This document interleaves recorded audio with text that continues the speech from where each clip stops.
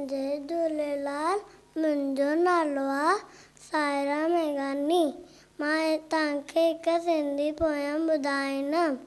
वारे तारा गोल तारा, रोशन तारा चमकीअ वारा, तव्हांजे तारे निकिरो था, उप सॻे में पकिड़ो था, उप सॻे में पकिड़ो था। चिलको चमको सारी रात, कजे अवां जी कहिड़ी बात। रात लॻे वई बाक़ी छा, अभी ॿुधायो वात ईअं। जो तव्हांजी जे न हुजे, वातड़ वात मुंहिंजे।